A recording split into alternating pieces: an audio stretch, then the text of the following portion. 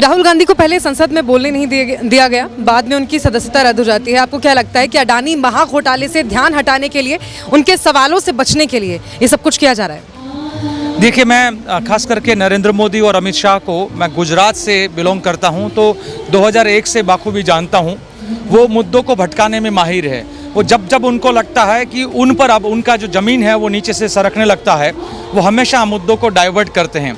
कभी धर्म की राजनीति के नाम पर करते हैं, कभी जातिवाद के नाम पर करते हैं, तो कभी कभी ऐसे मुद्दों को लेकर आ जाते हैं जिस मुद्दों में दम नहीं हो पर जनता का ध्यान भटकाने में वो माहिर हैं, इस प्रकार के। और मैं जब गुजरात में था तो बहुत सारी ऐसी चीज़ें देखी हैं कि जब लगते हैं कि चुनाव वो हारने वाले हैं, तब लगातार ऐसे षड्यंत्र करते हैं कि जनता है वो अपनी रोजी रोटी का, या किसानों के मुद्दों को लेकर, या जो किसान के मुद्दे से लेकर मजदूरों के मुद्दों की बात हो, या शिक्षा का हो, या स्वास्थ्य का हो, इवन कोरोना जैसे मुद्दों को भी उन्होंने कैसे थाली और ताली से पूरा भटकाया था, आप सब जानते हैं।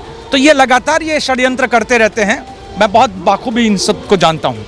भारत जोड़ो यात्रा के वक्त भी हमने देखा था कि जो अपार समर्थन देश भर से यात्रा को मिला, राहुल गांधी पर जो भरोसा जताया था देश की जनता ने, कहीं ना कहीं वो भी चिंता में डाल रही थी प्रधानमंत्री नरेंद्र मोदी को, मोदी सरकार को।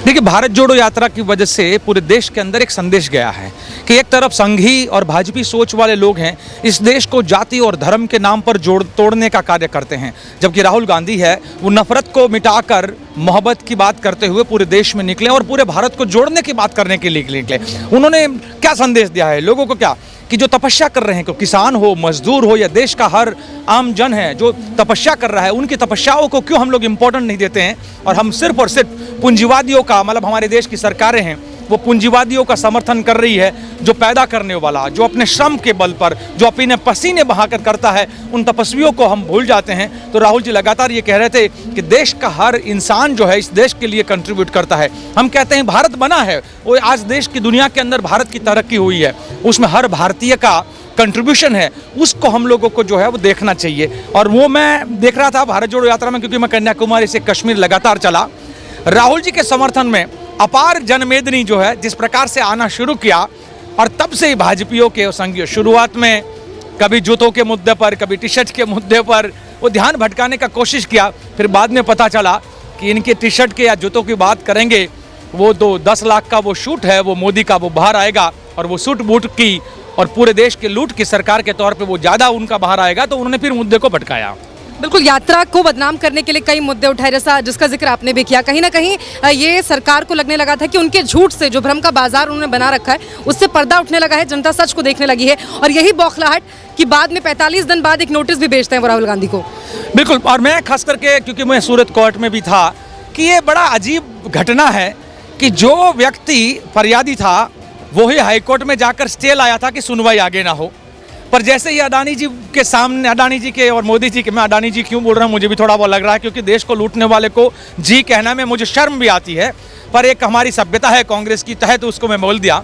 तो एक तरफ मोदी और अडानी, जिसको हम लोग 2013 से बार बार गुजरात में देखते थे कि ये मोदानी मॉडल है, मोदी और अडानी का ये पूरा एक कॉम्बिनेशन वाला मॉडल है जिसमें देश की जनता को लूटने का काम होता है। पहले गुजरात को लूटा और अब पूरे देश को लूट रहे हैं। तो जब भी राहुल जी ने इस मुद्दे को उठाया संसद के अंदर कि ये भाई अडानी के 20,000 करोड़ कहाँ से आए, ये जो पूरा मुद्दा, तब से मोदी जी को मिर्ची लगी और उन्होंने तुरंत ही वो पूर्णेश मोदी को कहा होगा भाई वो हटा लो अपना स्टे वाला वापस और फिर से सुनवाई शुरू करो। फिर से सुनवाई शुरू होती है। एक और पेचीदा सवाल जो गुजरात की जनता पूछ रही है, मैं गुजराती होने के नाते पूछना चाहता हूँ कि जो सुनवाई करने वाला जज कोई और था और जजमेंट देने वाला जज कोई और है, तो ये क्या उनका अंदर से क्या न्याय तंत्र पे पकड़ है, वो भी एक बहुत बड़ा मुद्दा है।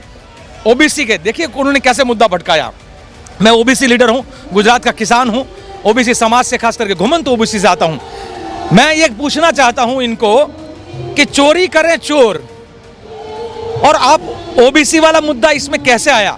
नीरव मोदी ओबीसी नहीं है, ललित मोदी ओबीसी नहीं है, मेहुल चौकसी ओबीसी नहीं है।